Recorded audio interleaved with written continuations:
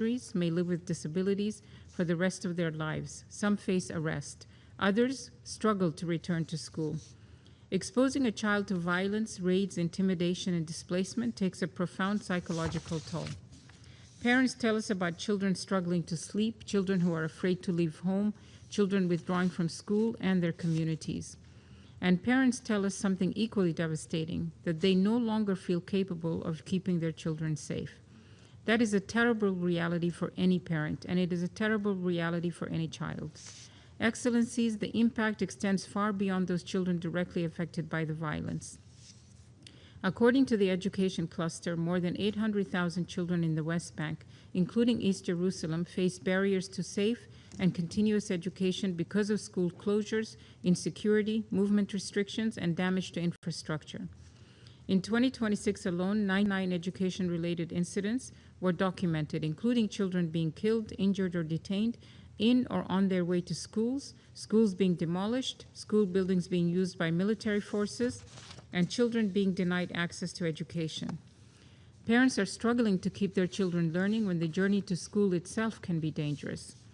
According to OCHA, across the West Bank, more than 900 additional movement barriers and restrictions have been imposed over the past 2.5 years. Many gates are frequently closed, which results in highly restricted access to movement and essential services, including access to health services and water sources. In a recent UNICEF mission to the West Bank, colleagues were told that settler attacks have damaged water infrastructure and equipment, including water network and storage tanks. This has resulted in reduced access to safe water and other basic water and sanitation and hygiene services. In some areas, developing new water sources is impeded, and as a result, net residents now are forced to rely on expensive water trucking. Access restrictions are further compounded by repeated intimidation at checkpoints that deter or delay civilians from attempting a crossing. Excellencies, the situation of children in detention is also deeply concerning. According to the Israel Prison Service, at least 355 Palestinian children from the West Bank are currently held in Israeli military detention, the highest number in 8 years. Nearly half, 164 children, are held under administrative detention without charge or trial. Children in detention continue to report violence, ill treatment, humiliating and degrading treatment, and harsh conditions, with a pattern of inadequate nutrition and hygiene for children, resulting in extreme weight loss and rampant scabies infection amongst child detainees. This year, a UNICEF partner spoke to a boy who was arrested from his home in the middle of the night, faced physical violence, was hand-tied, blindfolded, and faced various violations. While being interrogated, the child was held in solitary confinement for over 20 days. Excellencies, the dire situation for children is being compounded by growing obstacles to humanitarian access and essential services. Local authorities have had tax revenues withheld and are unable to pay health and education workers, affecting children's access to basic services. Children requiring medical treatment must be able to reach it. Humanitarian workers and partners must be able to reach children safely wherever those children live. Despite those challenges, UNICEF and our partners remain on the ground. When families are forcibly displaced, UNICEF and partners provide emergency assistance, mental health and psychosocial services, cash, drinking water and hygiene, and support to continue their education. But humanitarian assistance can only mitigate the consequences. It cannot remove the causes. That requires political action. So today I leave this council with 4 urgent requests. First, protect children. Protect children. International humanitarian law and international human rights law must be strictly observed and followed. Law enforcement standards must be respected, with lethal force used only when strictly unavoidable to protect life. Specific safeguards must be put in place wherever children may be present. The administrative detention of children must end, and all practices concerning Palestinian children in the military justice system must be brought into line with international juvenile justice and child rights standards. We echo the call of the Secretary General in urging Israel to agree and implement an action plan with the United Nations to end and prevent grave violations against children. Second, end the forced displacement of Palestinian children and families. Member states must use their political and diplomatic influence to prevent further displacement and signal zero tolerance for violence against children, families, and communities. Third, protect children's access to education, healthcare, and other essential services. Children must be able to reach school safely, and children require medical treatment must be able to reach hospitals and health facilities. Lastly, protect humanitarian operations. Vital supplies must be allowed into and across the West Bank without unnecessary delay. Public services upon which children and families depend must be protected from interruption. And humanitarian organizations and their partners must be able to operate safely, independently, and without administrative measures that prevent them from reaching children in need. Excellencies, the humanitarian consequences of what is happening in the West Bank are profound.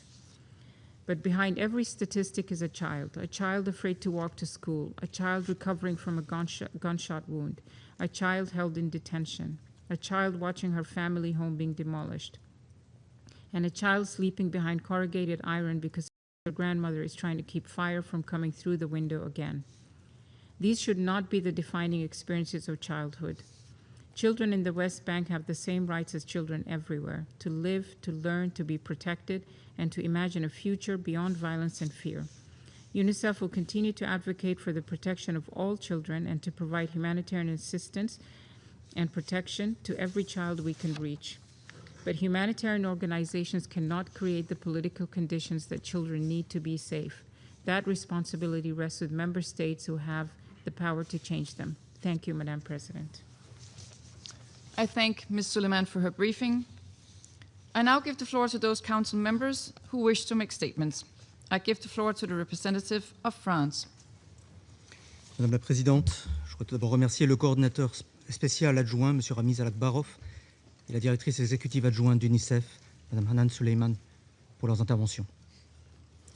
La France a demandé, avec les autres membres européens du Conseil, la tenue d'une réunion sur la situation en Cisjordanie face aux violences survenues ces dernières semaines qui ont fait plusieurs victimes israéliennes et palestiniennes. Nous ne pouvons ignorer ce qui se passe en Cisjordanie.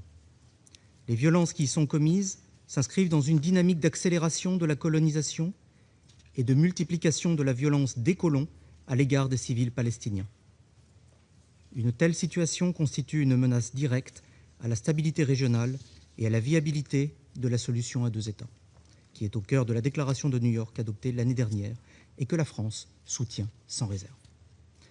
Nous sommes attachés à la préservation de la sécurité d'Israël, qui est également au cœur de notre diplomatie. Alors qu'Israël a annoncé le lancement d'une opération militaire d'ampleur, la France appelle l'ensemble des parties au calme et à la retenue. Elle rappelle l'obligation de l'armée israélienne de protéger les populations civiles. Madame la Présidente, 4 tendances se combinent et marquent une aggravation sur le terrain. Premièrement, les violences de colons contre les populations palestiniennes s'intensifient dans un climat d'impunité, et cela sans réponse de la part des forces armées israéliennes. Ces actes de terreur sont inacceptables. Nous condamnons le ciblage croissant des femmes et des enfants et les restrictions de mouvement et d'accès aux soins imposés par les forces israéliennes qui sont contraires au droit international. Les attaques terroristes visant des civils israéliens doivent également cesser. Deuxièmement, la colonisation israélienne s'accélère dans un mépris total du droit international. Son expansion continue, à l'image du projet E1, la légalisation d'avant-postes, les confiscations de terres et les démolitions de structures palestiniennes contreviennent à la résolution 2334 de ce Conseil.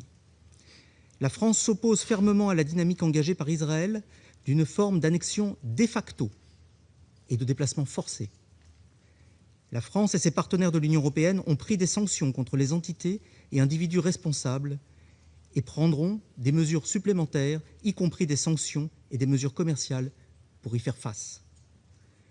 Troisièmement, Israël continue de fragiliser l'autorité palestinienne en refusant de lui reverser ses recettes fiscales et de renouveler durablement les correspondances bancaires.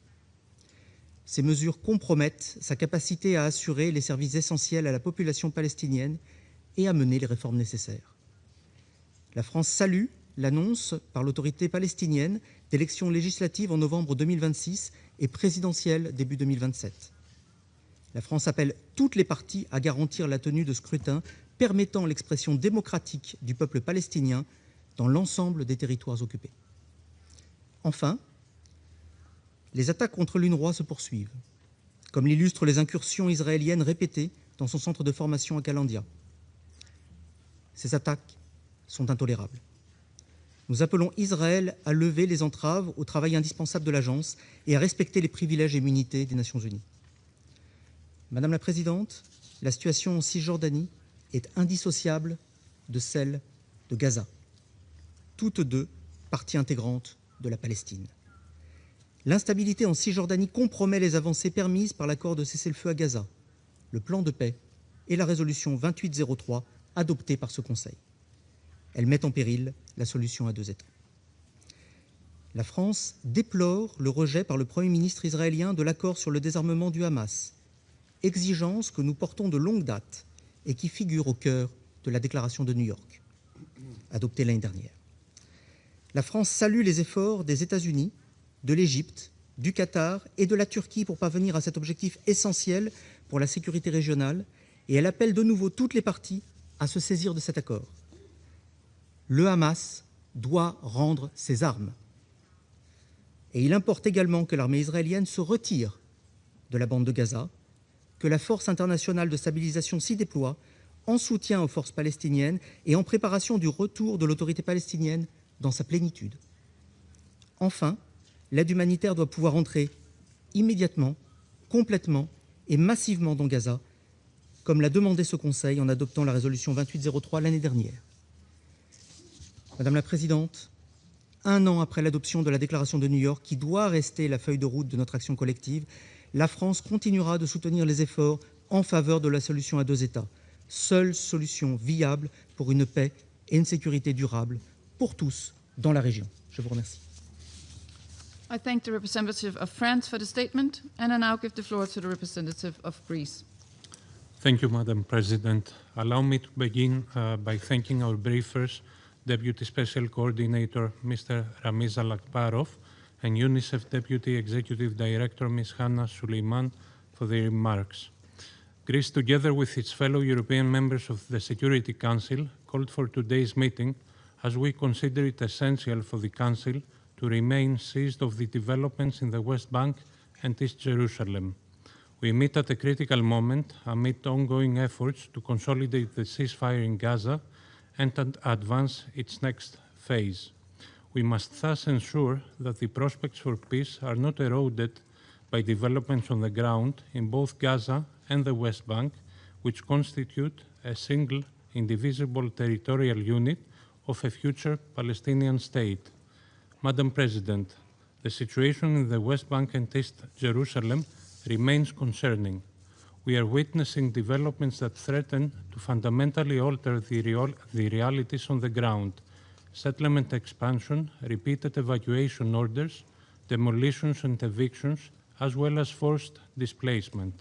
Such actions run counter to international law and Security Council Resolution 2334, while continuously eroding the foundations upon which the two-state solution must be built. The rise in settler violence targeting Palestinian civilians, including Christian communities, is a source of grave concern and should be addressed promptly.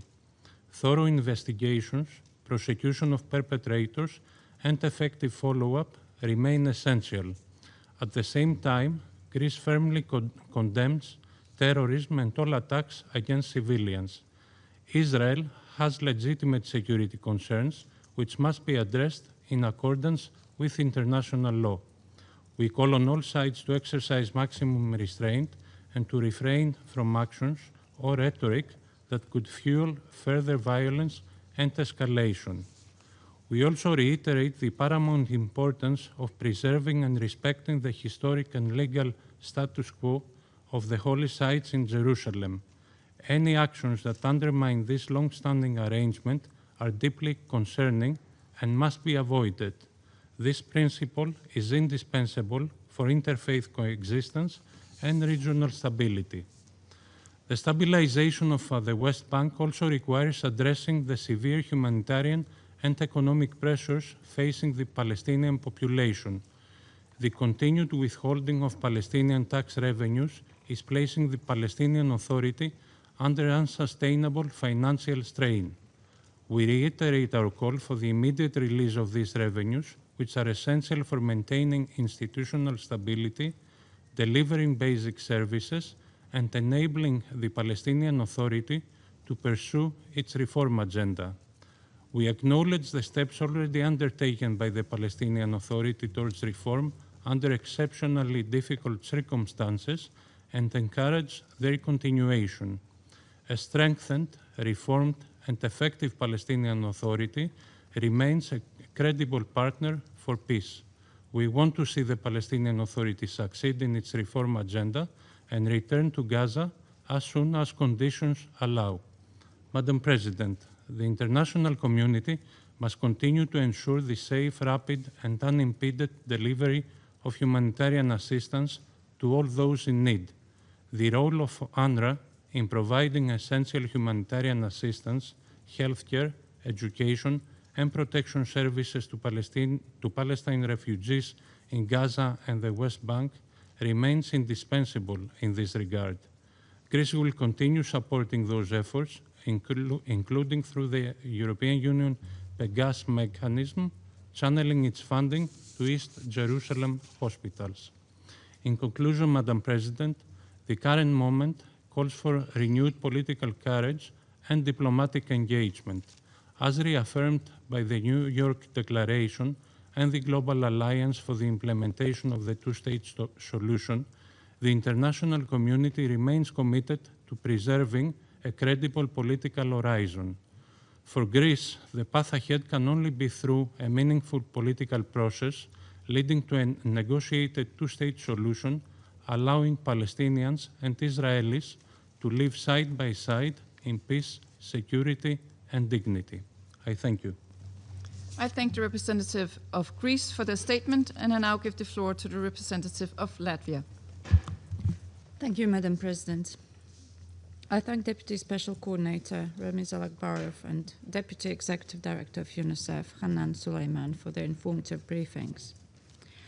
Together with Denmark, France, Greece, and the United Kingdom, Latvia has called for today's meeting to underline that urgent steps are needed to address the deteriorating situation in the West Bank. At a time when attention is focused on the full implementation of the comprehensive peace plan in Gaza, developments in the West Bank, including East Jerusalem, remain a matter of growing concern and must not be overlooked or viewed in isolation from enduring international efforts to achieve stability and peace in the region. In the past 7 months, the trajectory has been alarming. More than 1,380 settler attacks have been documented by the UN, affecting over 250 Palestinian communities across the West Bank. This year alone, 77 Palestinians have been killed by Israeli forces or settlers. It is particularly appalling that 1 in 5 Palestinians killed in these violent incidents was a child. 3 Israelis, including 2 members of the Israeli forces, have been killed by Palestinians in the West Bank during the same period. This violent environment fuels mutual hatred and leads to increasing security risks, both for Palestinians and Israelis. The humanitarian situation in the West Bank continues to deteriorate, driven by forcible displacement, settlement expansion, settler violence, and growing access constraints. Displacement has reached unprecedented levels this year, with July recording the highest number of people displaced since April 25. Continued settlement expansion and the annexation of the West Bank, including East Jerusalem, are not acceptable. We once again call on Israel to end its settlement policy and to ensure accountability for the attacks on and killings of civilians. International law and commitments, including Security Council Resolution 2334, as well as previous arrangements to which Israel has pledged itself, must be fully respected. The increasing acts of violence and vandalism by settlers directed against religious sites and places of worship in the West Bank further inflame tensions in already volatile environments. And we call on Israel to abide by the historic status quo arrangements governing the holy sites in Jerusalem and protect and ensure the safety of all religious communities. The extensive grid of checkpoints and roadblocks continue to make it difficult for Palestinians to access their workplaces and basic services, including schools and hospitals. Students have been affected by demolitions, military raids on educational institutions, and detention while traveling to school. The UN Convention on the Rights of the Child, the most widely ratified human rights treaty, stipulates that every child has the right to education. Moreover, education is one of the strongest foundations for a lasting peace and reconciliation, to be fostered through a reformed curriculum that leaves no room for extremism. Access to healthcare is similarly affected, with patients, including children, in need of specialized or emergency care, facing delays in reaching medical facilities. Safe and sustained access to education and healthcare, protection of civilians, and facilitation of rapid, safe, and unimpeded access to essential services must be ensured. The measure is contributing to the Palestinian Authority's fiscal crisis and undermining the Palestinian economy are deeply concerning. Israel must ensure that the Palestinian banking sector can operate unobstructed and that withheld tax revenues are released, enabling the Palestinian Authority to meet its budgetary obligations and provide essential services. At the same time, the Palestinian Authority must fulfill its commitments to pursue meaningful, comprehensive reforms. This must include strengthening governance and accountability, addressing radicalization, ensuring provisions of basic services, including education, in line with the UNESCO standards, and reforming the payment system for families of prisoners. Concrete steps must also be taken to prevent incitement, discourage violence, and promote peaceful coexistence. Progress on these commitments is an essential part of international support for the Palestinian Authority and its institutions, while awaiting holding fair and inclusive elections as announced. Madam President, for decades we have witnessed that military power, as well as armed resistance, fuels the recurring cycle of violence, reignited by proponents of extreme views on both sides. This trajectory does not constitute a path to sustainable peace. Addressing both the security concerns and the legitimate aspirations of Israelis and Palestinians requires renewed momentum. The full implementation of the comprehensive plan, as put forward by President Trump and endorsed by the Security Council in Resolution 2803, requires genuine engagement by all parties. A political perspective encompassing Gaza and the West Bank is the only way to achieve long-term stability. In line with the relevant Security Council resolutions and the New York Declaration, Latvia reaffirms its commitment to the two-state solution and to contributing to the shared objective of peace and stability in the region. I thank you. I thank the representative of Latvia for the statement. And as I give the floor to the next speaker, I would like to warmly welcome to the Security Council Ambassador Sarah McIntosh, the new permanent representative of the United Kingdom to the United Nations. We look forward to closely engaging with you on the Council's work in the days ahead. You have the floor. Thank you, Madam President. It's an honour to be here, and I look forward to working with all colleagues here and across the United Nations family. Thank you for the introduction. Thank you, Deputy Special Coordinator Alak Barov and Deputy Executive Director Suleiman for your briefings. The United Kingdom is clear that the only credible path to lasting peace and security remains a two-state solution, with a safe and secure Israel alongside a sovereign and viable Palestinian state made up of Gaza and the West Bank, including East Jerusalem. 3 priorities to advance progress towards that goal. First, in Gaza, the United Kingdom welcomes the recent focus on implementing Security Council Resolution 2803 and wants to see it implemented in full. That means all parties delivering on their commitments, including respect for the ceasefire, Hamas fulfilling its decommissioning commitments, the phased withdrawal of the Israeli Defense Forces as set out in the 20-point plan and the Roadmap Phase 2, and the transition of governance and security control to the Palestinian Authority. We encourage the Palestinian Authority to continue implementing reforms needed to fulfill that role. We thank the US, Qatar, Turkey and Egypt for their tireless efforts to progress these negotiations. The United Kingdom will continue to work with all our partners to end the conflict in Gaza and the terror threat from Hamas. As Foreign Secretary Ed Miliband has said, conditions for the people of Gaza remain appalling. Israeli authorities must end unacceptable restrictions on aid and enable safe, sustained and unhindered humanitarian access across Gaza.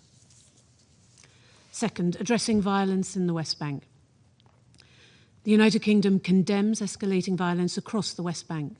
In July alone, 13 Palestinians and 2 Israelis were killed. Recent attacks by Israeli settlers on Palestinian villages and communities, in some cases alongside Israeli Defense Force personnel, are appalling. These are not isolated incidents. OCHA's July report records more than 1,300 settler-related incidents affecting over 250 Palestinian communities, around 900 Palestinians injured, and more than 3,200 displaced. And at least 3 Israelis have been killed and 24 injured this year. Children are among the most affected by this conflict. They are being exposed to repeated violence, displacement, and disruption due to movement restrictions and military operations. On the 4th of August, Israeli forces demolished 3 donor-funded classrooms at Shab al-Batoum school, just weeks before the start of the school year. We call on the government of Israel to fulfill their obligations to protect the Palestinian population of the occupied territory. We welcome recent arrests and indictments by Israeli authorities of the perpetrators of settler violence. But perpetrators have acted with impunity for too long, and much more must be done to prevent and prosecute acts of violence. Israeli authorities' security measures must be proportionate, consistent with international law, and contribute to de-escalation. Third, halting expansion of settlements in the West Bank. Settlements are illegal under international law. They undermine the viability of a two-state solution, and they fuel insecurity for both Palestinians and Israelis. The government of Israel has approved 104 settlements in 4 years, an increase of 80%, and allocated unprecedented funding to the construction of new settlements. The United Kingdom condemns threats to expand illegal settlements and outposts and opposes the decision to reintroduce the E1 settlement plan, which aims to cut the West Bank in half. We're alarmed by recent mass incursions at the Haram al-Sharif Temple Mount. The status quo on Jerusalem's holy sites must be respected. Madam President, in the past weeks, we have seen renewed efforts to implement Resolution 2803, which offers the most viable pathway towards lasting peace. The deteriorating trajectory in the West Bank must not undermine that hard-won process. Thank you. I thank the representative of the United Kingdom, and I now give the floor to the representative of the Democratic Republic of the Congo. Madame la Présidente, la République démocratique du Congo remercie le coordonnateur spécial adjoint pour le processus de paix au Moyen-Orient, M. Ramiz Al-Bakarov, ainsi que la directrice exécutive adjointe de l'UNICEF, Mme Anna Suleiman, pour leurs exposés édifiants. Il y a à peine un mois, le 29 juin dernier, ma délégation avait déjà eu l'occasion d'exprimer sa préoccupation face à la persistance des violences et des tensions en Cisjordanie. Les événements survenus depuis lors ne font malheureusement qu'accentuer cette inquiétude et mettent en évidence l'urgence de maintenir les conditions propices à l'établissement d'une paix durable. La République démocratique du Congo considère que la désescalade et la prévention de nouvelles tensions doivent rester une priorité absolue, dans l'intérêt de toutes les populations concernées et de la stabilité régionale. La République démocratique du Congo condamne toute violence contre les populations civiles palestiniennes comme israéliennes, ainsi que tout acte de terrorisme, et appelle toutes les parties à faire preuve de la plus grande retenue. Mon pays suit avec une attention soutenue l'évolution de la situation et les difficultés croissantes auxquelles sont confrontées les populations civiles, notamment en Cisjordanie, y compris à Jérusalem-Est. Les déplacements, les entraves à l'accès et les perturbations des services essentiels continuent d'affecter les communautés les plus vulnérables. Ma délégation est particulièrement attentive à la situation des enfants qui sont les premières victimes des conséquences de cette instabilité. En Cisjordanie, les perturbations de l'accès à l'éducation, aux soins de santé et aux services essentiels fragilisent davantage les enfants et les familles les plus vulnérables. La République démocratique du Congo souligne l'importance de préserver autant que possible la continuité de ces services et de garantir à chaque enfant la possibilité de grandir, d'apprendre et de se développer dans des conditions dignes et favorables à son avenir. C'est ici le lieu pour la République démocratique du Congo de réaffirmer l'importance de la pleine mise en œuvre de la résolution 2334 de 2016 du Conseil de sécurité, ainsi que du respect des obligations découlant du droit international.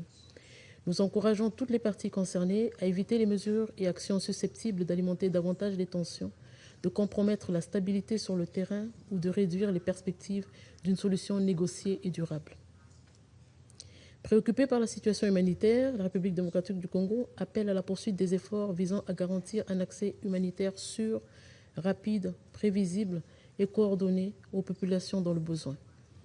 Elle salue à cet égard les efforts déployés par les agences des Nations Unies et les organisations humanitaires qui poursuivent leur mission dans des circonstances difficiles. La République démocratique du Congo encourage également le renforcement de la coordination entre les acteurs concernés afin de faciliter l'acheminement de l'assistance dans le respect des impératifs légitimes de sécurité, de la protection des civils et du droit international. Une attention particulière doit être accordée à la protection du personnel humanitaire ainsi qu'à la continuité des services essentiels, notamment dans les domaines de la santé, de l'éducation, de l'eau et de l'assainissement. Madame la Présidente, le gouvernement de mon pays est convaincu que la réponse aux défis actuels doit s'inscrire dans une perspective politique plus large. La communauté internationale doit continuer à soutenir les efforts visant à créer les conditions d'une paix durable, fondée sur le dialogue, le respect du droit international et la prise en compte des préoccupations légitimes de sécurité de toutes les parties. La République démocratique du Congo reconnaît également les préoccupations légitimes de sécurité d'Israël et souligne que celles-ci, comme la protection des populations civiles, doivent être prises en compte dans le plein respect du droit international. Elle encourage ainsi toutes les parties à privilégier la retenue, à poursuivre le dialogue et à s'abstenir de toute action susceptible d'aggraver davantage la situation sur le terrain. Seul un processus politique crédible, négocié et fondé sur les résolutions pertinentes des Nations Unies permettra de parvenir à une paix juste, globale et durable, offrant aux populations la sécurité, la dignité et la stabilité auxquelles elles aspirent légitimement. Madame la Présidente, en guise de conclusion, la République démocratique du Congo réaffirme son attachement au respect du droit international, à la protection des populations civiles et à la recherche d'une solution politique durable. Elle demeure convaincue que la voie du dialogue, de la retenue, de la coopération doit prévaloir sur celle de la confrontation afin de préserver les perspectives de paix et de stabilité dans la région. La République démocratique du Congo appelle ainsi la communauté internationale à poursuivre ses efforts avec constance et détermination afin de créer les conditions propices à une paix durable fondée sur la coexistence, la dignité et la sécurité pour tous. Je vous remercie. I thank the representative of the Democratic Republic of the Congo, and I give the floor to the representative of Liberia. Thank you.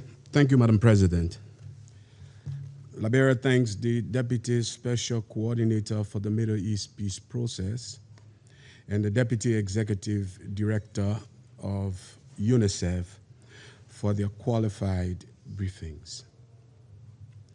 Excellencies, 79 years ago, Liberia cast its vote for UN Resolution 181, a vision of two sovereign homes, an Arab state and a Jewish state.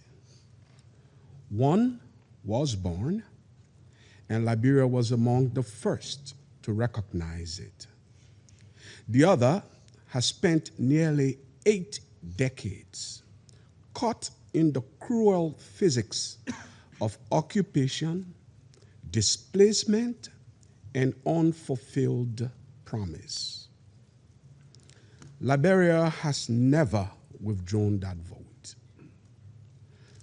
Today, this council treats the two-state solution like a permanent destination we describe in briefings rather than a political decision we actually enforce. We deplore, we adjoin, and meanwhile, physical facts on the ground are set in concrete. The latest UN reports lay bare a rapidly deteriorating reality across the West Bank. Over 33,000 Palestinians remain forcibly displaced from Jenin, Tokam, and North Shams, their homes emptied, their right of return denied. Acceleration of the E1 settlement project and ongoing land grabs threaten to sever the West Bank in two, dealing an irreversible blow to any viable contiguous Palestinian future. These are not administrative adjustments. They are the systematic burial of peace. Yet, Liberia's clarity remains absolute on two non-negotiable principles. First, security is indivisible. No durable peace can ever take root while Israelis live under the terror of attacks.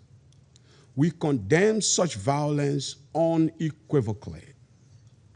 Concurrently, we condemn with equal severity the unbearable suffering inflicted upon Palestinian civilians, where women and children bear the catastrophic brunt of a crisis not of their making.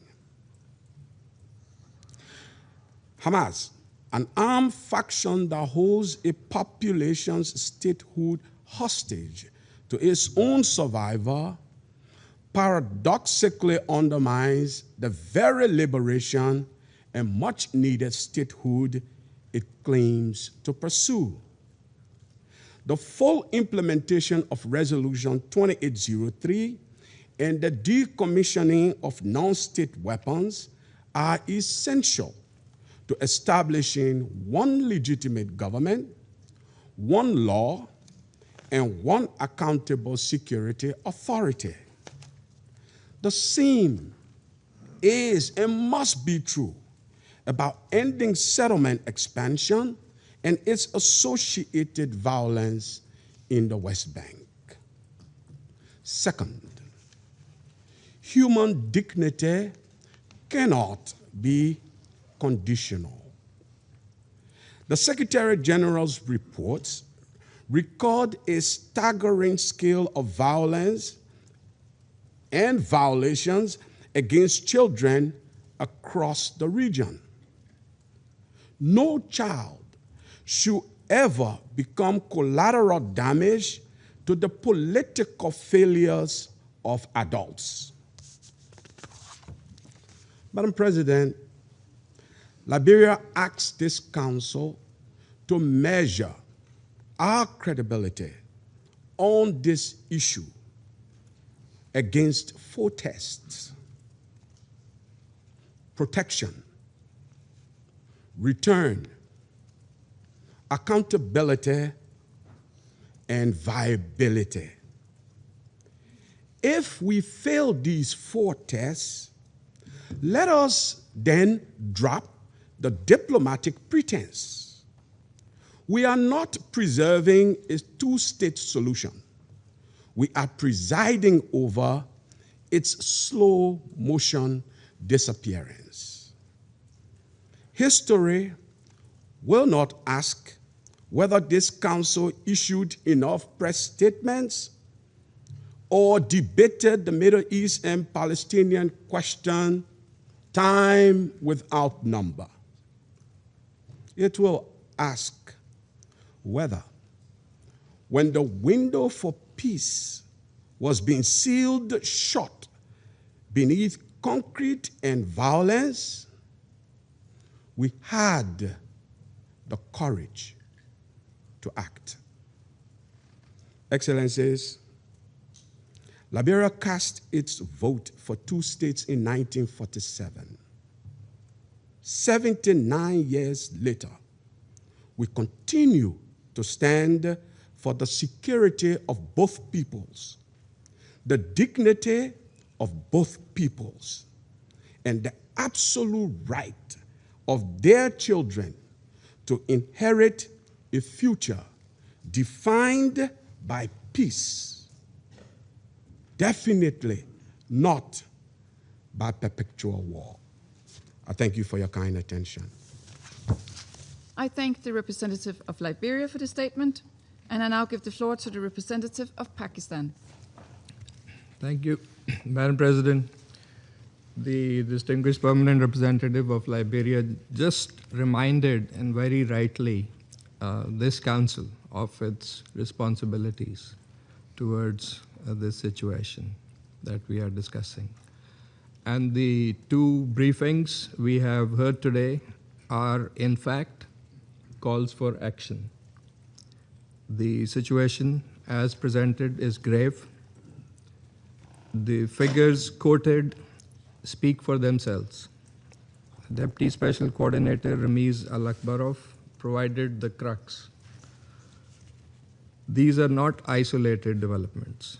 These are interconnected steps building on decades of conflict and occupation that are undermining the prospects of the two-state solution.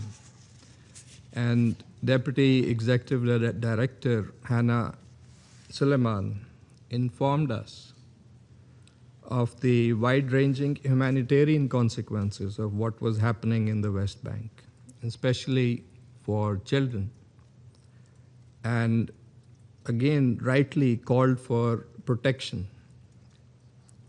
The Council must respond because the situation in the occupied West Bank is deteriorating rapidly. What we are witnessing is a clear pattern of coordinated illegal measures designed to entrench the occupation, alter the demographic and territorial realities on the ground, and undermine the prospects of a Palestinian state. Settlement expansion has reached an alarming scale. The expansion of settlements in the E1 area, the launch of the Crimson Thread project, and the settlement activities in the heart of West Bank are all part of a broader effort to fragment the Palestinian territory. This is accompanied by unprecedented settler violence. The West Bank has experienced its largest displacement crisis since 1967. Furthermore, expanded unlawful Israeli authority over land registration, administration, and enforcement is compounding de facto annexation in violation of UN Security Council resolutions and the ICJ advisory opinions. Alongside these measures, the continued withholding of Palestinian revenues is severely undermining Palestinian institutions. These revenues belong to the Palestinian people and must be released immediately and in full.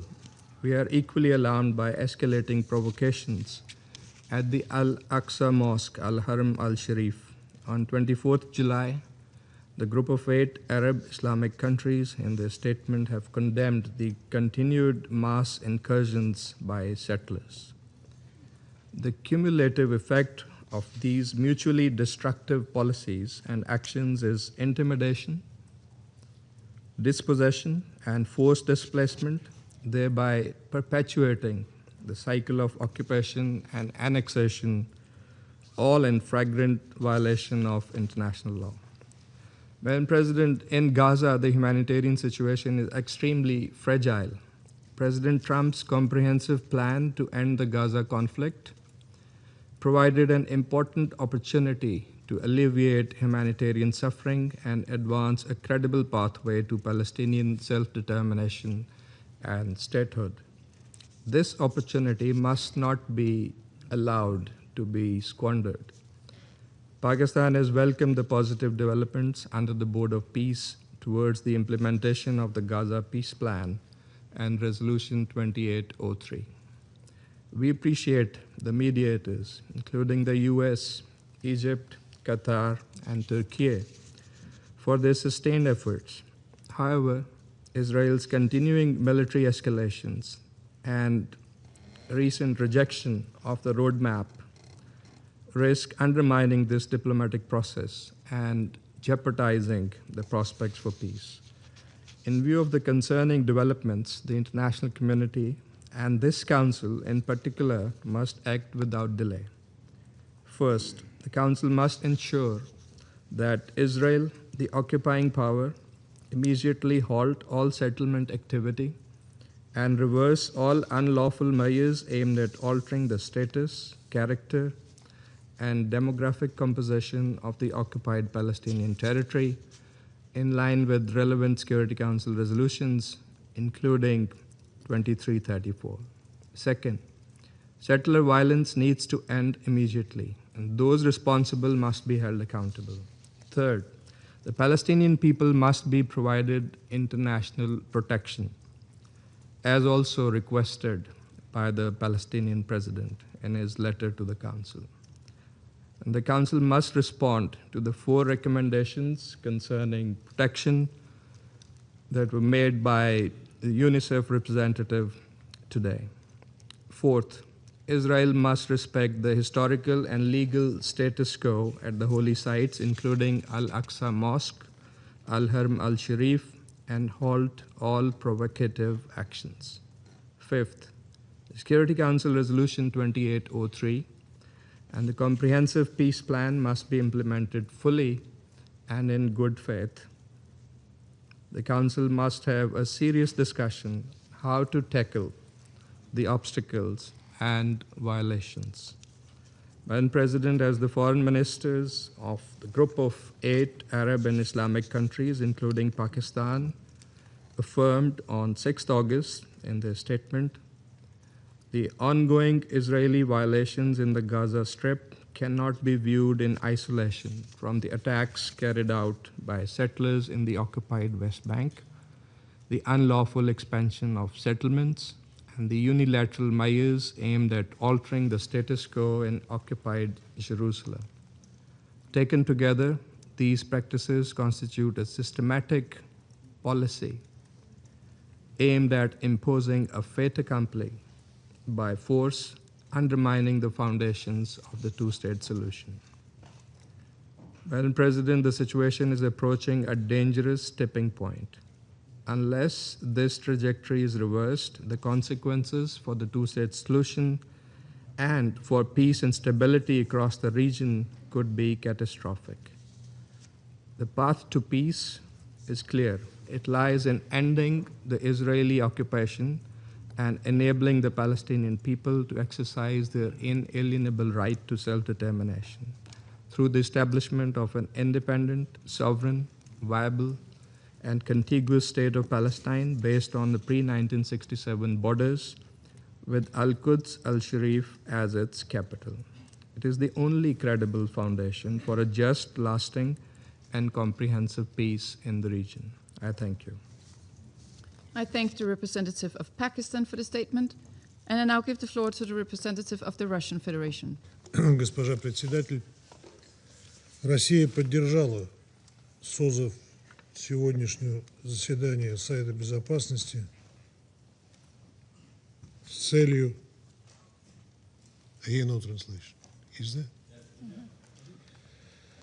с акцентом на положение дел на западном берегу реки Иордан. Исходим из недопустимости дальнейшего размывания международного внимания к задаче достижения справедливого и долгосрочного ближневосточного регулирования, краеугольным элементом которого был и остается палестино-израильский конфликт. Противостояние, которое спустя десятилетия является ключевым раздражителем в регионе, поддерживая его общее кризисное состояние и провоцируя появление новых очагов напряженности на обширном пространстве всего Ближнего Востока. Благодарим заместителя спецкоординатора ООН по ближневосточному мирному процессу Рамиза Алакбарова и заместителя исполнительного директора ЮНИСЕФ Ханну Сулейман за обстоятельные доклады по ситуации на СБРИ. Разделяем тревожные оценки представителей ООН. По сути, Западный берег подходит к точке невозврата с рисками глубокой дестабилизации военно-политической обстановки во всем регионе. Причины такой опасной тенденции общеизвестны и кроются в ползучей экспансии Израиля на ОПТ, эскалации поселенческого насилия и беспрецедентном ужесточении израильских ограничений на передвижение палестинских жителей. Вопреки позиции большинства международного сообщества, Западный Иерусалим продолжает незаконную линию на строительство новых поселений. На днях власти разместили очередной тендер на возведение свыше 600 единиц жилья в провинции Рамалла, Эльбира. Чрезвычайного уровня достигло насилие поселенцев, совершаемое не только безнаказанно, но иной раз при попустительстве израильских военных. В конце июля, начале августа по ряду городов прокатилась волна нападений, в ходе которой радикалы поджигали мечети, громили дома и автотранспорт, десятки людей получили ранения. Судя по открытым источникам, насилие поселенцев бьет новые антирекорды. С начала текущего года совершено более 11 тысяч атак, от рук израильских гражданских лиц погибло свыше 20 мирных жителей Западного берега. Параллельно наблюдается интенсификация операции армии обороны Израиля по зачистке населенных пунктов СБРИ и лагерей беженцев. Силовые рейды сопровождаются произвольными арестами палестинцев и масштабными ограничениями на перемещение. Особая обеспокоенность вызывает и то, что в результате подобных мер крупнейшие палестинские города оказываются заблокированными, перестают функционировать даже службы экстренной медицинской помощи. Призываем Израиль отказаться от любых произвольных шагов, включая поселенческую активность, подрывающих перспективы двугосударственного решения, принять эффективные меры по обузданию насилия поселенцев и незамедлительно вернуться к выполнению положений профильных резолюций Совета Безопасности и Генеральной Ассамблеи ООН. Госпожа председатель, не меньшую тревогу вызывает и взрывоопасная ситуация в другой части ОПТ, в секторе Газа. Практическая реализация мирного плана Соединенных Штатов по Газе фактически стоит на месте. Безусловно, важно, что благодаря усилиям посредников удалось остановить масштабное кровопролитие в анклаве. Однако режим прекращения огня продолжает методично нарушаться, прежде всего израильской стороной. Об этом наглядно свидетельствует статистика жертв. Менее чем за год с момента формального вступления в силу РПБД израильтяне убили почти 1300 палестинцев. Среди них, как следует из сводок ЮНИСЕФ, почти 300 детей. То есть в течение последних 300 дней в Газе ежедневно от рук израильских военных погибал один ребенок. Несмотря на эту трагическую реальность, здесь, в стенах Совета Безопасности, ряд западных делегаций на протяжении последних месяцев возлагал всю полноту ответственности за пробуксовку мирного плана по Газе исключительно на Хамас. Все мы помним, как в ходе заседания СБ в адрес руководства палестинского движения звучали настойчивые призывы незамедлительно согласиться сложить оружие, не препятствовать работе Национального комитета по управлению Газой и принять дорожную карту высокого представителя Совета мира Николая Младенова. Хотелось бы надеяться, что такое же единство и решительность наши западные коллеги проявят и в отношении другой стороны конфликта с учетом публичного отказа Западного Иерусалима от дорожной карты и согласия Хамас на сделку. Госпожа председатель, неоднократно отмечали, что успех любой мирной инициативы по БВУ будет измеряться достижением главной цели – созданием единого, независимого и непрерывного государства Палестина на СБРИ и в Газе со столицей в Восточном Иерусалиме.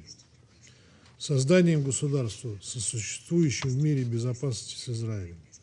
Как показывает опыт последних лет, нельзя решить палестинский вопрос, равно как и весь комплекс ближневосточного регулирования, с наскока или за счет продвижения ситуативных келейных схем.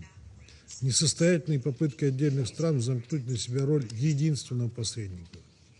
Тем более, когда главный посредник играет исключительно в пользу одной из сторон арабо-израильского конфликта. В таких условиях едва ли приходится ожидать справедливости и реализации чаяний палестинского народа. Тем не менее, альтернативный путь всегда остается открытым. Добиться устойчивой стабилизации и оздоровления ситуации на Ближнем Востоке можно и нужно за счет налаживания скоординированных международных и региональных усилий с опорой на обширную международно-правовую базу регулирования и ее ключевой элемент в виде формулы двух государств для двух народов. Благодарю вас. I thank the representative of the Russian Federation for the statement, and I now give the floor to the representative of Panama. Gracias, señora Presidente. Panamá agradece la convocatoria de esta reunión y expresa su reconocimiento al señor Ramiz Al-Akbarov, subcoordinador especial para el proceso de paz en el Oriente Medio, y a la señora Hanan Suleiman, directora ejecutiva adjunta de UNICEF, por sus valiosas y conmovedoras exposiciones. Asimismo, reconocemos a los representantes del Estado de Israel y del Estado Observador de Palestina que nos acompañan en esta reunión.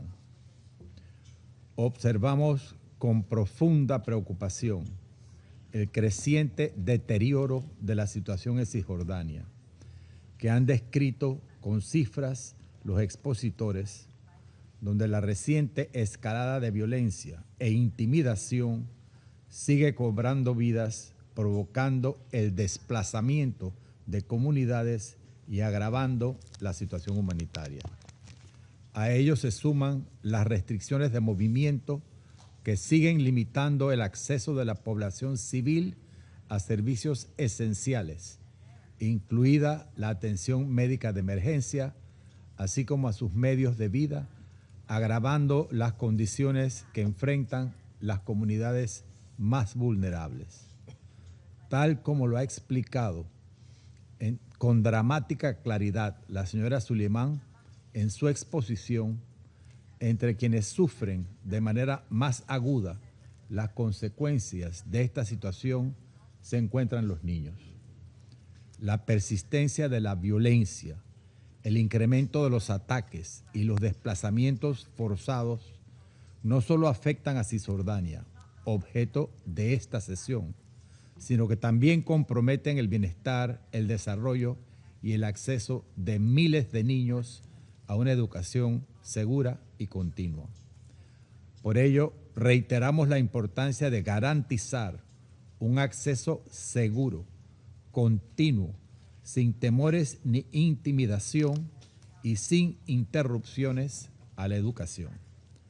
La protección de la niñez y el acceso a la educación, así como la disponibilidad de atención médica adecuada, son elementos esenciales para preservar la resiliencia de las comunidades y sentar las bases de una paz duradera. Las escuelas deben permanecer como espacios seguros de aprendizaje y protección, libres de temor, de intimidación y de los efectos del conflicto.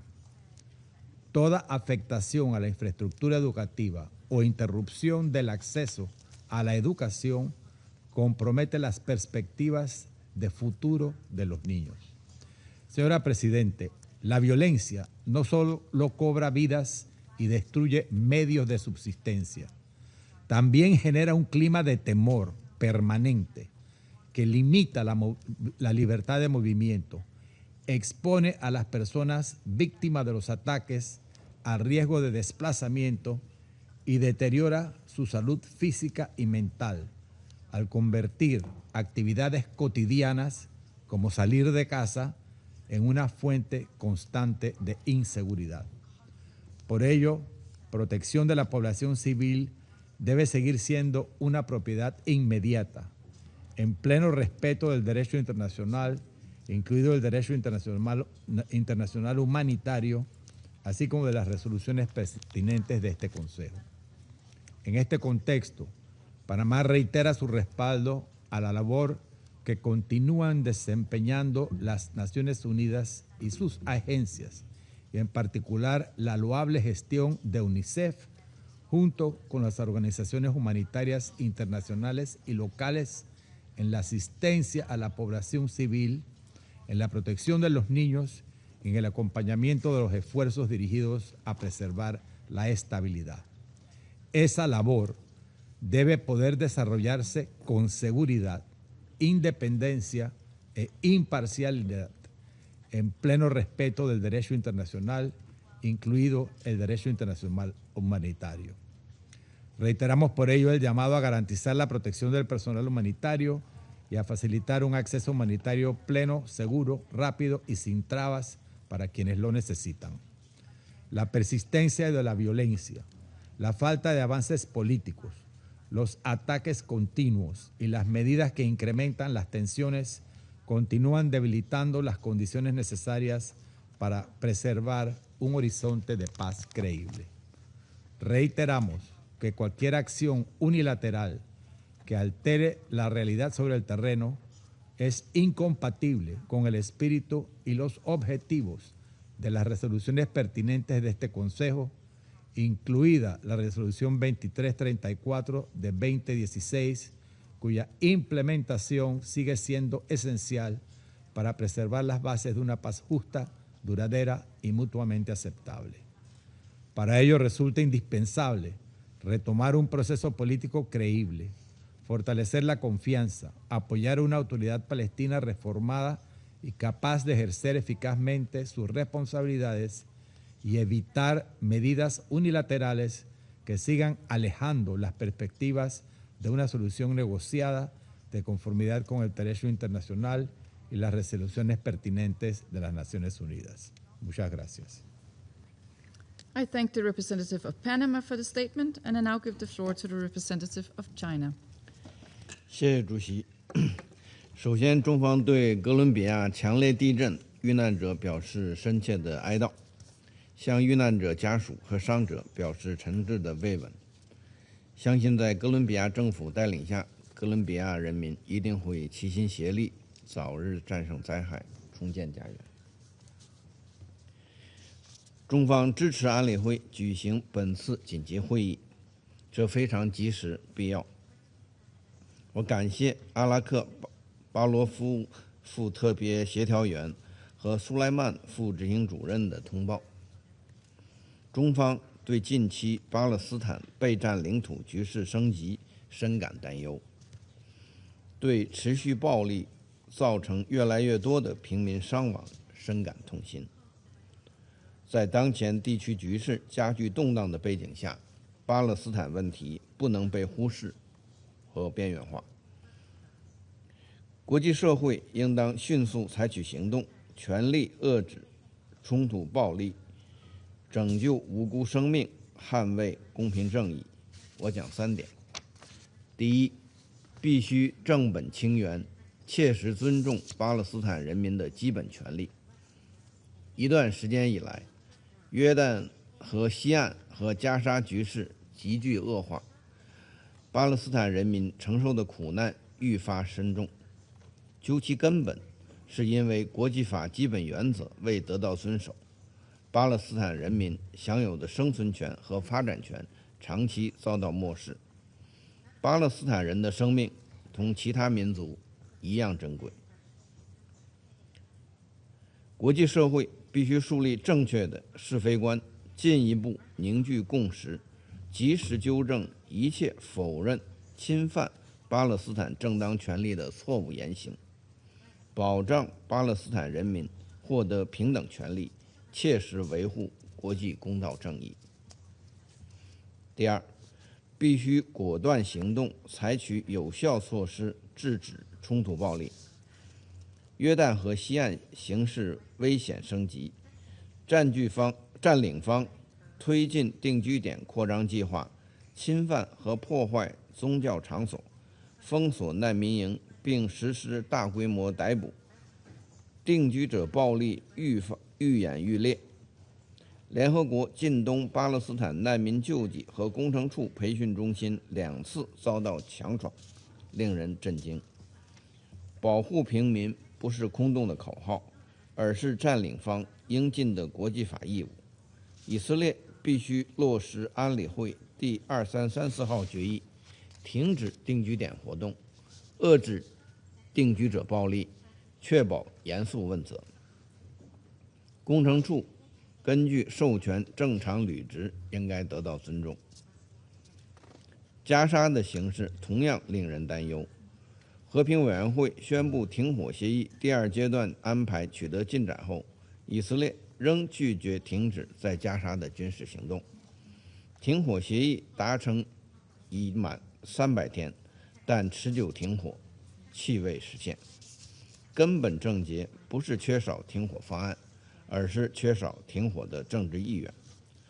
中方呼吁以色列和有关各方真诚全面履行加沙停火协议，呼吁以色列遵守国际人道法，解除人道物资准入限制，对当事方有重要影响的国家应为缓和局势采取切实行动。第三，必须锚定方向，全力重振两国方案的政治前景。两国方案是国际社会公认的解决巴勒斯坦问题的唯一可行路径，任何犹豫、质疑、动摇都不可接受。加沙和西岸都是巴勒斯坦国不可分割的组成部分，以色列应尽快结束对巴勒斯坦领土的非法占领，停止破坏巴勒斯坦民族权力机构的治理基础。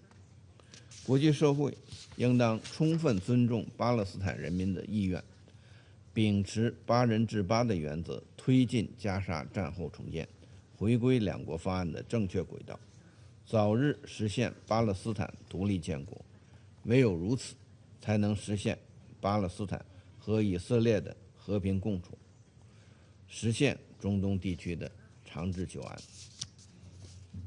主席女士，中方在巴勒斯坦问题上始终站在和平一边，站在公道一边，站在良知一边。中方将一如既往地支持巴勒斯坦争取民族合法权利的正义事业，推动早日结束巴勒斯坦人民的苦难，为地区重回稳定、人民重获安宁做出不懈的努力。谢谢主席。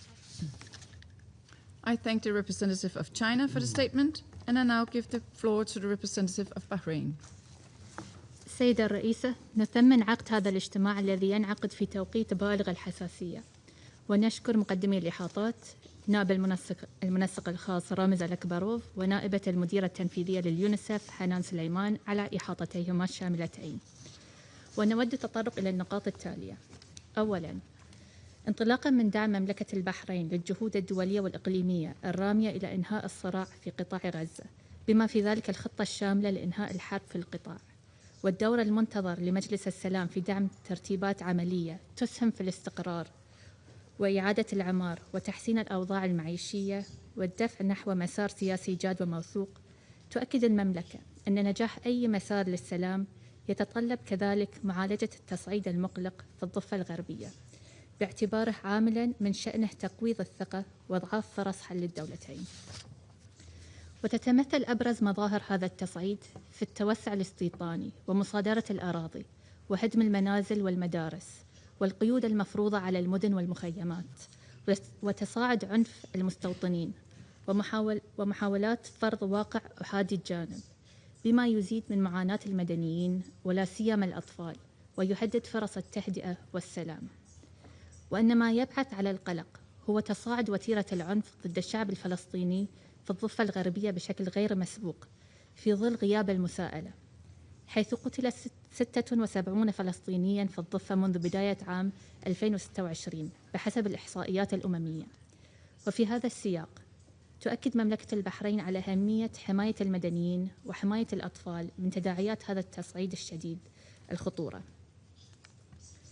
تحذر مملكة البحرين من تداعيات السياسات والإجراءات والممارسات المذكورة لكونها أحادية الجانب وتهدف إلى فرض واقع جديد، وتنتهك القانون الدولي بما في ذلك القانون الدولي الإنساني وقرارات مجلس الأمن ذات الصلة والحقوق غير القابلة للتصرف للشعب الفلسطيني الشقيق، كما تتعارض أيضا مع الإجماع الدولي الرافض لضم أي جزء من الأرض الفلسطينية. ثانيا، أن الانتهاكات بحق المقدسات الإسلامية والمسيحية ومحاولات تغيير هوية مدينة القدس هي أبرز عوامل الاحتقان المقلق في الضفة، ونحذر في هذا السياق من التداعيات الخطيرة لهذه الممارسات على مشاعر ملايين من المسلمين والمسيحيين حول العالم، وما قد تسببه من تأجيج للتوتر.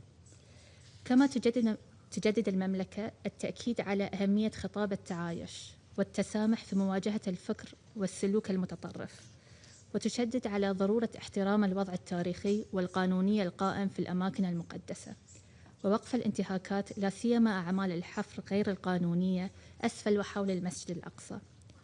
وعلى هذا الصعيد تؤكد مملكة البحرين أن المسجد الأقصى المبارك والحرم القدسي الشريف بكامل مساحته هو مكان عبادة خالص للمسلمين، مشيرة إلى أن إدارة شؤون المسجد الأقصى خاضعة للوصايا الهاشمية التاريخية على المقدسات الإسلامية والمسيحية في القدس الشريف. وفي هذا الصدد نرحب بمبادرة المملكة الأردنية الهاشمية الشقيقة لعقد الاجتماع الوزاري الطارئ ومخرجاته، والذي عقد في العاصمة الأردنية عمان في 5 أغسطس الجاري. ثالثاً وأخيراً، تؤكد مملكة البحرين أن القدس الشرقية جزء من الأرض الفلسطينية التي تشمل الضفة الغربية وغزة، وهي عاصمة للدولة الفلسطينية التي يجب أن تتجسد على خطوط 4 يونيو 1967 لتعيش بأمن وسلام إلى جانب دولة إسرائيل، تحقيقاً لحل الدولتين وسبيلاً للتوصل إلى التكامل الإقليمي المنشود بما يحقق الأمن والاستقرار والازدهار لكافة شعوب المنطقة. وشكراً السيدة الرئيسة. I thank the representative of Bahrain for the statement, and I now give the floor to the representative of Somalia. Madam President, allow me to begin by thanking Deputy Special Coordinator Al-Akbarov and UNICEF Deputy Executive Director Suleiman for their updates and for the UN's continued work in the occupied Palestinian territory. Somalia remains deeply troubled by the recent surge in violence across the occupied West Bank, including East Jerusalem. The past weeks have seen more civilian deaths, injuries, displacement, and destruction, worsening an already dire humanitarian and security situation. We unequivocally condemn the growing violence and terrorism from Israeli settlers against Palestinian communities, often in a context where Palestinians are left unprotected. These attacks on civilians are not isolated incidents. They are happening in a wider context of long-standing occupation, illegal settlement expansion, demolitions, evictions, military operations, movement restrictions, land seizures, and ongoing settler violence. Together, these factors are eroding the foundation of Palestinian life in the West Bank. Since January 2025, over 33,000 Palestinians have been forcibly displaced by Israeli military operations in Jenin, Tulkarm, and Nur Shams camps, which is the largest displacement since 1967. Many more lives remain at imminent risk. Settler violence is a major driver of this crisis, with more than 1,800 attacks in 2025 alone, affecting some 280 Palestinian communities. This pattern must be reversed. Somalia reiterates that Israeli settlements, including those in East Jerusalem, are a flagrant violation of international law and Security Council Resolution 2334. A worrying development has also been seen in the increasing use of archaeology and heritage claims to justify settlement expansions and restrict Palestinian access to land and holy sites. All actions that alter the status or demographics of the occupied Palestinian territory must stop and reversed immediately. We are particularly alarmed by measures that fragment the Palestinian territory, threatening its viability as a contiguous sovereign state. Continued settlement expansion undermines not just future negotiations, but the very basis of the two-state solution. Madam President, as we have heard, the situation for children demands urgent attention. Palestinian children are facing violence, displacement, detention, abuse, and disruption of their education. Prolonged insecurity is inflicting severe psychological distress. School closures, movement restrictions, and attacks on education have become alarmingly common. The ongoing financial crisis and the disruptions to UNRWA schools make matters worse. Children must not grow up seeing violence, occupation, and displacement as a normal daily occurrence.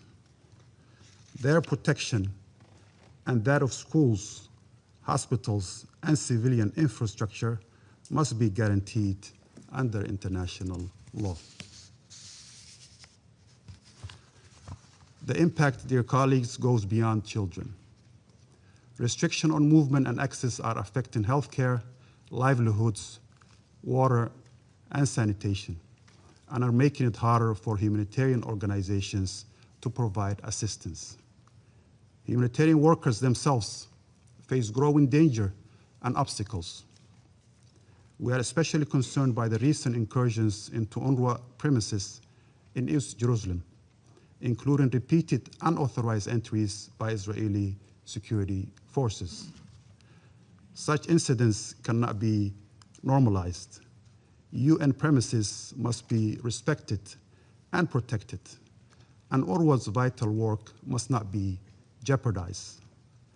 Somalia is also concerned about the deteriorating situation facing the Palestinian Authority, especially with the occupying powers withholding of hundreds of millions of collected tax revenues, which undermine the provision of basic services. Weakening Palestinian institutions while settlement expansion accelerates moves us further from peace. Accountability is essential. Violence by settlers must not go unpunished. Restraint and de-escalation must be prioritized. Yet restraint alone will not solve the root causes, which are entrenched in occupation, settlement expansion, and the lack of credible political horizon. The West Bank and Gaza are one territory and must be governed by a single legitimate Palestinian Authority. A political process that ignores this will not bring lasting peace. Somalia stands firmly for the inalienable right of the Palestinian people to self-determination and to an independent and sovereign state of Palestine based on the 1967 borders with Al-Quds al-Sharif as its capital. The Council must ensure that just and lasting solution remains achievable. We call on Israel as the occupying power for an immediate end to settlement activity and violence, full respect for international law, unhindered humanitarian access, protection of civilians, especially children, and real accountability for violations, including ethnic cleansing and crimes against humanity. Madam President, above all, unless the international community and this Council turns commitment to this two-state solution into meaningful action, we are maintaining the status quo of Israeli occupation, perpetual violence and suffering for the Palestinians, including children and the people of the region. I thank you. I thank the representative of Somalia for the statement, and I now give the floor to the representative of the United States. Thank you, Madam President, and thank you to our briefers this morning. As the United States has said many times, we strongly condemn violence by any party in the West Bank. The United States appreciates the Israeli government's condemnation of and the increased actions to counter violence in the West Bank. Israel has taken specific steps, such as increasing law enforcement actions, to boosting the IDF presence, and to allocating significant financial resources to counter violence. The United States will continue to work constructively to increase security, reduce tensions, and enhance stability that is beneficial for both Israelis and Palestinians alike. President Trump's 20-point plan to end the Gaza conflict makes clear that the PA must verifiably complete a slate of reforms. The United States will not accept compensation for terrorism under the guise of welfare or through any other attempts to evade detection under a different name. The United States reiterates its opposition to annexation of the West Bank. The Security Council must continue to show our strong support to the Port of Peace and the National Committee for the Administration of Gaza. They are working to advance President Trump's peace plan, which this council endorsed in its historic resolution 2803 last November. We also welcome the progress that the board and the NCAG have achieved so far. This includes boosting humanitarian assistance with safeguards in place to minimize Hamas's stealing and looting of resources. We further welcome the milestone achieved at the end of July, when Hamas finally, and for the first time, committed to an actionable plan for its disarmament. All parties must build on this momentum to full and irreversible disarmament and ensure that Gaza is never again a launching pad for threats to Israel's national security. This path forward, as the Board of Peace has noted, holds the promise of delivering significant benefits to the people of Gaza. Thank you. I thank the representative of the United States for their statement, and I shall now make a statement in my capacity as the representative of Denmark. And I would like to start by thanking Deputy Special Coordinator Alak Barov and Deputy Executive Director Suleiman for their briefings. What we've heard today is not just statistics, as DED Suleiman stressed this morning. It is the daily reality of Palestinian children living under the threat of settler violence, loss of livelihood, demolition, and displacement. These realities were also reiterated in the Independent International Commission of Inquiry's report examining violations and crimes against Palestinian children that was published in June.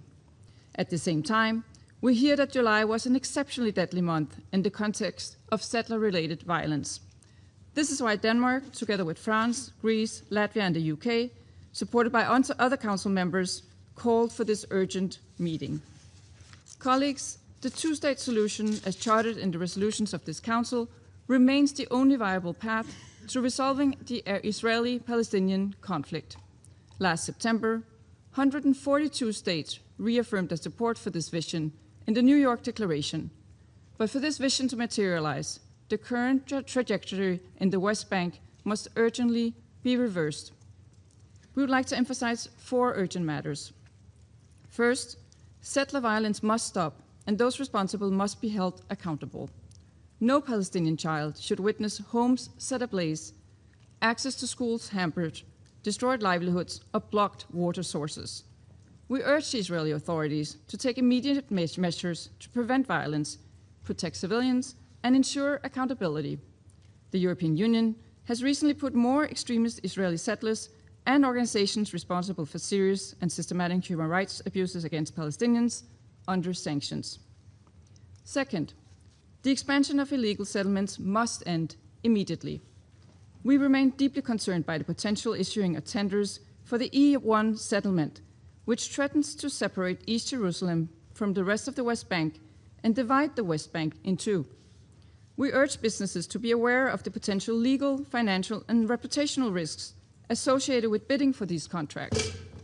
We once again stress that Security Council Resolution 2334 must be fully implemented. Third, Palestinian children deserve to grow up under a functioning, effective, and reformed Palestinian Authority able to pay salaries and provide essential services. We therefore reiterate our call for Israel to release withheld tax revenues and for the PA to continue its important work on necessary reforms, including on democracy and good governance. Finally, the developments in the West Bank cannot be separated from what happens in Gaza. The stability of both Gaza and the West Bank is critical to any lasting peace, including to Israel's long-term security. It is in the interest for both Palestinians and Israelis to transition Gaza from war to peace. We took note of the recent news of progress towards an agreement on the disarmament of Hamas and urge all parties to reach a full agreement on this decisive issue. And we continue to call on all parties to fully respect the ceasefire, on Hamas to disarm, and on Israel to ensure the phased withdrawal of the IDF in line with Resolution 2803, as well as to ensure unhindered humanitarian aid. A lasting ceasefire will lay the groundwork for early recovery and reconstruction. In this regard, we welcome that the EU has launched the Team Gaza initiative, which Denmark is a part of. This initiative will contribute to the much-needed early recovery efforts in Gaza, including crucial areas of water infrastructure, removal of rubble, and waste.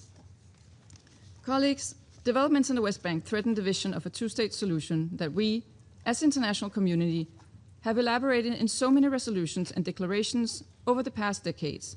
The longer we wait, the less realistic that vision becomes. This Council must stay loyal to its decisions and ensure the implementation of a two-state solution, reuniting Gaza and the West Bank, including East Jerusalem, under a reformed Palestinian leadership along the 1967 borders. Two states where Israelis and Palestinians can live side by side in peace and security. And I now resume my function as President of the Council.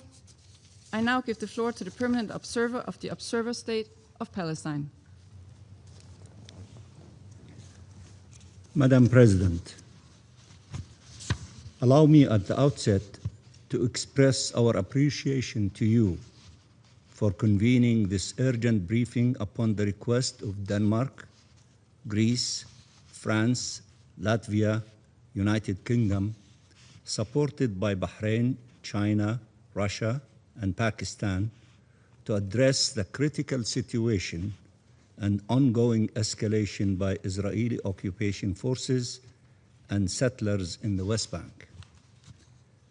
Allow me also to thank the two briefers, Deputy Special Coordinator for the Middle East Peace Process, Ramiz Al-Akbarov, and Deputy Executive Director of UNICEF, Ms. Hanan Suleiman, for their comprehensive reports.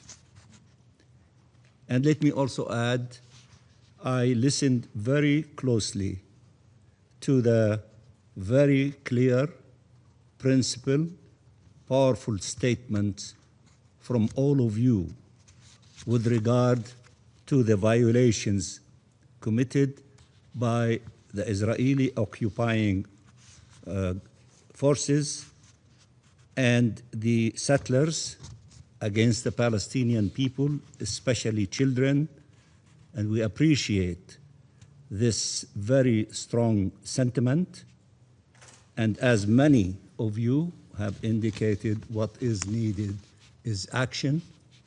You are the Security Council.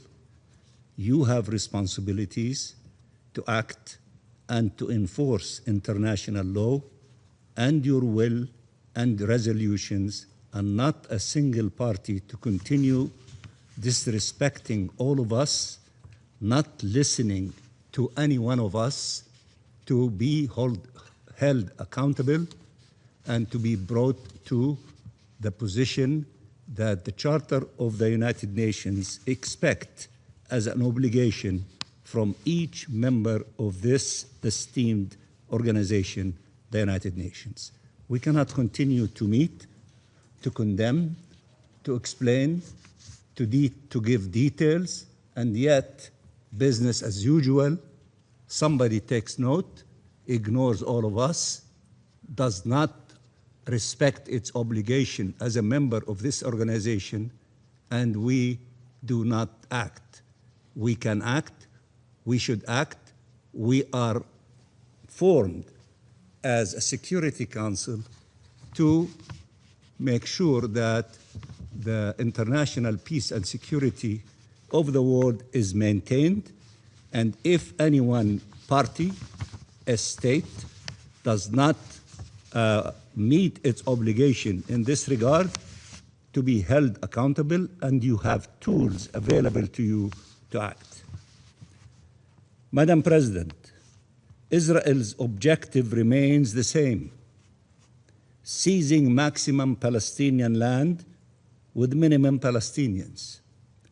All its policies can be traced back to this singular objective pursued through military assault, settlers' violence, home demolitions, discriminatory laws, and annexation measures. The tools and the excuses may vary, but the pattern is always the same: uprooting Palestinians from their land or denying them the right to build on it, to grab it. To the Palestinian state recognized by nearly 160 states. We exist as a state. Look, I sit behind the plaque that says State of Palestine. We have 160 countries that recognize the State of Palestine, including the great majority of the members of this Security Council. The reality is that one state is illegally occupying the land of the other state. So therefore, we need the international community, the Security Council, to help the State of Palestine that lives under ruthless occupation, illegal occupation, using the words of the International Court of Justice, to help us to end this illegal occupation, as the International Court of Justice said, as rapidly as possible. Of course, we appreciate all efforts to make this occupation less vicious, if there is such thing as that, in the process and in the way and the path of ending this illegal occupation. That is the main objective: ending this illegal occupation, not to make it a nicer occupation. And many of you have exercised that during the time of putting an end to colonial occupation and control in the past. So I don't need to explain to you what you were struggling for in order to attain your freedom and liberation. We are the last kid around the block. We need to end this evil system imposed on us, oppressing us, stealing our resources, killing our children, doing all the evil things that the UN reports describe, all of the agencies of the United Nations describe, and other NGOs, organizations describe as well. So it needs to end. And all people who respect and honor international law and their obligations as members of the United Nations and the principles enshrined in the Charter of the UN is to help us to put an end to this tragedy. We, the Palestinian people, are doing our role. We are staying in our land. We lost thousands, tens of thousands, hundreds of thousands killed and injured during the last 3 years alone. And we are doing our job in order to attain freedom and independence of our state. We need the help of those who believe in the same principles that we are committed to. And we appreciate the fact that some of you took some measures. But there is more that needs to be done, because this ruthless occupation, illegal occupation, is refusing to abide by everything that you describe, by all the reports that describe, by the articulation of the International Court of Justice. Then what should we do? Just keep urging them, keep appealing them, or resort to measures and use tools available to us. Some of you are doing it in their national capacity. We appreciate that. But there is more that needs to be done so that this illegal occupation cannot feel that will make all of us come to the conclusion that we are wrong and this illegal occupation is right. The Palestinian people are telling you by paying heavy price, we will never surrender. We fight for our legitimate rights, including our right to self-determination, the independence of our state, and the right of the refugees. We are doing that, and we are not reinventing the wheel. All of you who faced similar situation, you struggled for your rights. But also all of you received support from the international community, and we expect support from you. It has, to the Palestinian state recognized by nearly 160 states around the world, Israel opposes the settler state armed and unhinged with its full support and complicity. It has created an enabling environment for violence by its soldiers and its settlers, guaranteed to them effective impunity, unleashed them against Palestinian communities, refugee camps, and villages to torment and terrorize the Palestinian population. Many of you gave details about these things. For years now, we have called for international protection. Many of you referred to that need. International protection in accordance with the resolutions of this very council, for deterrence, for real accountability, for practical measures to counter these policies on the ground, not only condemn them in international fora. And while countries are taking measures, as I said, they are no match to the Israeli grave breaches, nor are they dissuasive in nature. Only when it is too late will the world again realize that the cost of inaction far exceeds the burden of resolute action. In the West Bank, this attack against the Palestinian people includes an attack against the Palestinian Authority, whose role is essential in preserving Palestinian presence in the land. Through the theft of our financial resources, which many of you refer to the attack against our institutions, which many of you refer to, Israel is seeking the collapse of the PA in the hope that this would precipitate the transfer of Palestinians outside of Palestine, displacement. Madam President, throughout the occupied Palestinian territory, annexation is underway. It's not an idea. It's underway, brutally and relentlessly. Palestinians have now been confined to 30% of the Gaza Strip, 40% of the West Bank, and 13% of East Jerusalem.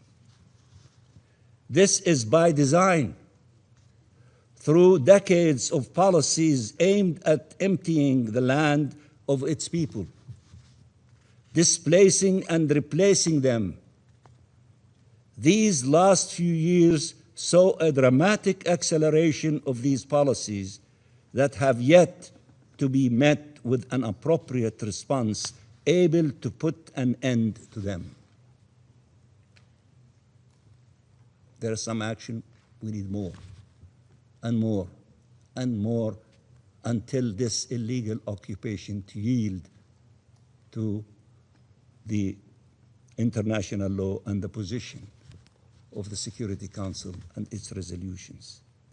In Gaza, Israel's response to the agreement reached over disarmament and full Israeli withdrawal from Gaza was not to welcome it, but to reject it and to continue its bombardments against the Palestinian population.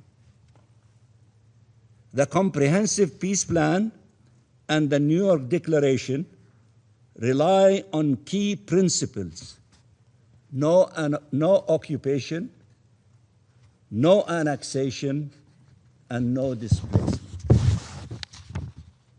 This is what the two plans have in common.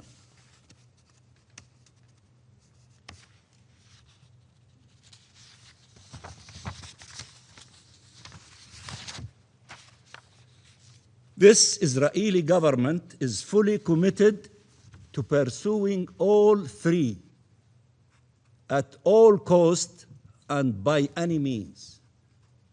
We all say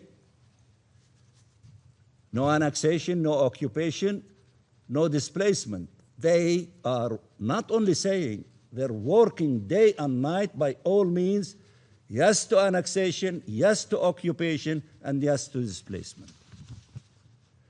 The plan builds towards reunification of the West Bank and the Gaza Strip, as many of you have indicated, under the Palestinian Authority, Palestinian self-determination, and independent statehood.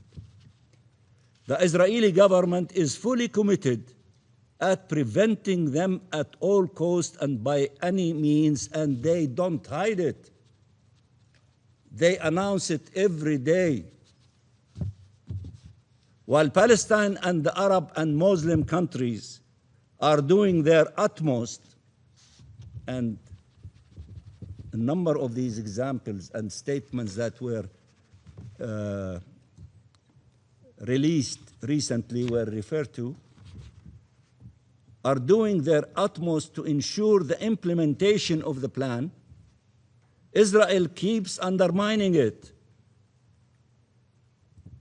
whether for electoral purposes or territorial objectives.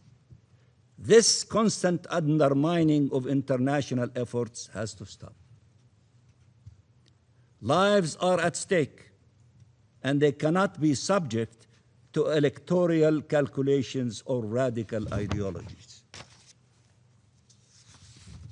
The future of the region is at stake, and it cannot be left to be decided by colonial appetite or hegemonic aspirations. We have a common vision and a common plan, and cannot allow any spoiler to derail them. They must be implemented.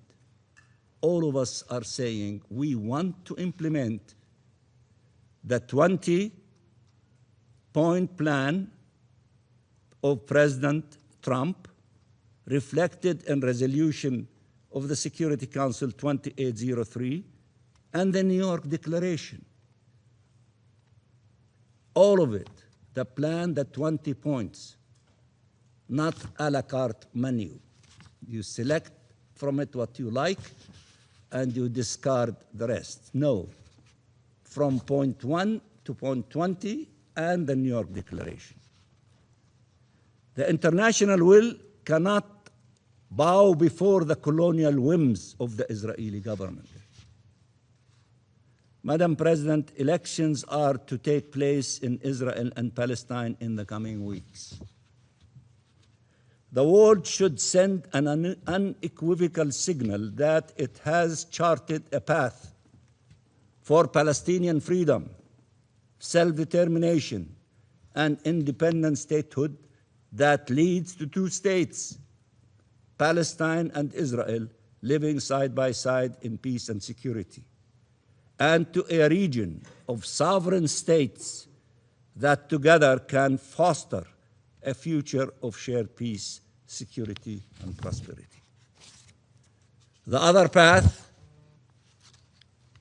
leads to a very different outcome, one this region has visited time and time again, one of occupation, wars, loss, and bloodshed. how much more bloodshed from our children and our women and the vulnerable and all the Palestinians we need to put at the altar for this illegal, vicious occupation to leave us alone and to allow the international community to prevail and succeed in supporting the Palestinian people in their quest for freedom, dignity, and independence.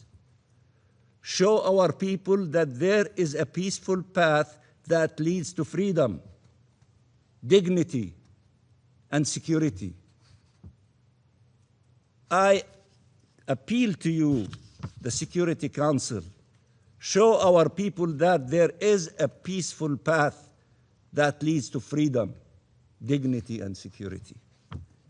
And demonstrate to the Israeli people that this path of colonizing Palestinian land and controlling and destroying Palestinian lives is not the path that leads to security, peace, and acceptance. It is time for our region to unleash its true potential, one that can only be achieved through a free Palestine, respect for the rights and safety of all peoples, and the sovereignty of all states. Thank you very much, Madam President. I thank the permanent observer of the Observer State of Palestine for the statement, and I now give the floor to the representative of Israel. Thank you, Madam President. First, I would like to convey our thoughts and prayers to the people of Colombia following the devastating earthquake. Madam President, as we gather to discuss the escalation in Judea and Samaria, let me set the record straight. Israel condemns all violence against Israelis and Palestinians. Israel does not tolerate extremism. We confront it, but we do not ignore the reality on the ground. While Israeli extremist attacks are declining, Palestinian terrorist attacks are rising, making up the majority of attacks in Judea and Samaria. This May, there were 348 Palestinian terrorist attacks only in Judea and Samaria, 8 pipe bomb attacks, 282 stone-throwing incidents, 32 firebomb attacks, 24 arson incidents, and 2 serious car ramming attacks. That is up from 325 attacks in the month of April. According to the Israeli security forces, another 408 terrorist attacks were stopped before they could happen. How many of you have condemned these terrorist attacks against the Jews? None of these attacks were mentioned by the briefers, and none of these attacks were mentioned by many of you. This is the bias we are confronting today. This council is focusing on one side of the violence while ignoring the other. Madam President, Israel is combating extremist violence in all its forms. When it comes to Israeli extremism, we are expanding our presence on the ground in Judea and Samaria. Israel's comprehensive framework has led to increased enforcement against Jewish extremism. Those efforts have been successful. Through the first quarter of 2026, we opened 354 investigations, filed 20 indictments, and arrested 35 extremists. This has led to a decrease in extremist violence. There were 116 total incidents of Israeli extremist violence in June, down from 165 in March. Enforcement is ongoing. Last week, an Israeli was indicted for alleged killing of a Palestinian near Hebron. He will face the Israeli justice system. We condemn this violence. We prosecute these crimes. We hold perpetrators accountable. Our Prime Minister, Defense Minister, military leaders have all made clear Addressing extremist violence is a priority for our government. At the same time, Israel is intensifying its efforts to prevent Palestinian terrorism.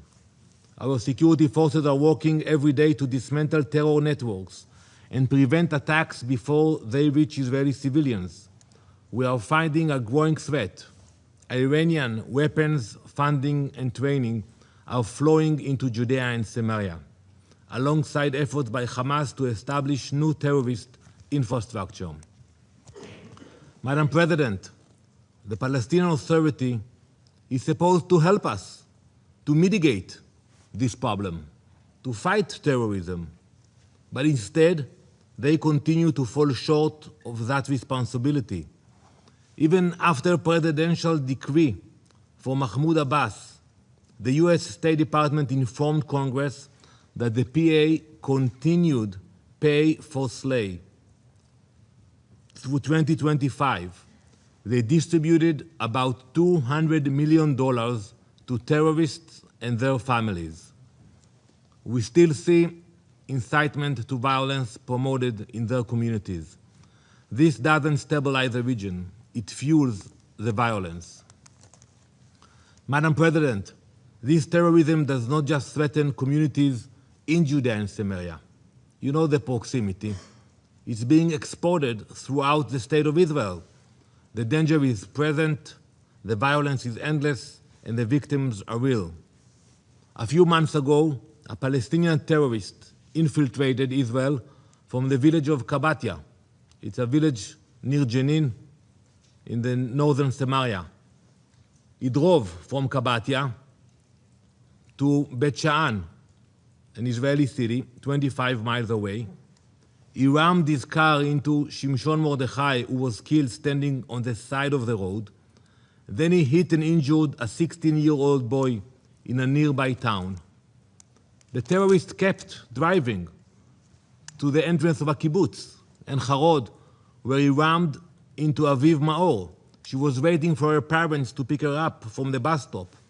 After he rammed into her, he stabbed her until she died. Aviv was only 18. She loved nature and animals. She was passionate about horseback riding and photography. That was not it. He continued driving. He kept going. He found one more victim at the entrance to the city of Afula. When the terrorist couldn't run the man down in his car, he smashed his head with a rock. A 50-minute rampage of terror until he was neutralized. Let me ask this council, why wasn't there a special session after that incident? What about the shootings at bus stops in Jerusalem and other events? Madam President, this reality reflects a double standard that we must address today. When speaker after speaker refers to settler violence, it is an insult to thousands of years of continuous Jewish history in the land of Israel. Jews have never been and will never be settlers in Judea and Samaria. The vast majority of residents in Judea and Samaria are law-abiding citizens. Those committing violence are a tiny fraction of the people living there. They do not represent the broader community. That is why when you actually use the term settler violence, it's a provocation. Why? Because first, it denies our connection to the land of Israel. It distracts from constant terrorist attacks against Israelis, and it collectively labels entire innocent communities for the crimes of the marginal extremist minority. When Israelis are involved, some of you uses a collective label. You call it settler violence. See how many times you used it today. But when Palestinian radicals carry out attacks, you refer only to the ones responsible. And that is the standard for all extremist violence around the world. You know, look at your countries. Take a look at the UK. A few months ago, a radical Islamist stabbed 2 Jews in Golders Green, the Jewish neighborhood in the heart of London. Did you use the attack to label nearly 4 million British Muslims as a threat? Did you describe it as evidence of Muslim violence throughout Britain? Of course not, because you understand the difference between extremists and an entire population. That is not justice, that is prejudice. Yet that is exactly the standard being applied to the Jewish communities in Judea and Samaria today. 500,000 Jews. So when you say settler violence, what do you mean? That 500,000 Jews are terrorists? Support terrorism? Madam President, while Palestinian terrorists seek to drive Israelis from their homes, some voices in this council speak as though Jews have no right to live in Judea and Samaria. That is not true. We are not occupier, we are not settler. Our right to live in our land is based on our historical connection to it. It is described in the Torah, the Old Testament, and even the Quran mentioned the connection of Jews to the land. This past week, Jews around the world read this verse from the Torah. I will read it first in Hebrew. כי אתם עוברים את הירדן לבוא לרשת את הארץ אשר אדוני אלוהיכם נותן לכם וירשתם אותה וישבתם בה. And in English, you are crossing the Jordan River to inherit the land which God is giving you. You will inherit it and dwell in it. Judea and Samaria is where our story in the land of Israel began. It is where it will continue. There has been a continuous Jewish presence in this land for thousands of years. The name Jerusalem, Hebron, Bethel, they are not names invented by modern leaders or modern politicians. They are part of the DNA of the Jewish people. And this history was recognized by the international community. The League of Nations mandate for Palestine affirmed the historical connection of the Jewish people to the land of Israel. It called for the founding of a Jewish national home there. The international legal framework established after World War I confirmed that historical connection. That framework included Judea and Samaria. Our history is not a political slogan. It is part of our historical and international record. Madam President, I could lecture for hours about our biblical rights, our historical rights, our legal rights to Judea and Samaria. But if we want to be practical today, and if this council is serious about bringing security and stability to the region, it must understand a simple truth. We are not going anywhere. Jewish communities will stay in Judea and Samaria, just like the Palestinian communities. Over 500,000 Jews live in 4 large cities and over 200 communities in Judea and Samaria, alongside over 2 million Palestinians. The Jewish communities are not temporary outposts. They are not obstacle to peace. They are permanent neighborhoods, cities, home, families. Today, this council has a choice. It can either repeat rhetoric that fuels the conflict, or it can support real efforts to find a way to live in peace, in stability, and security.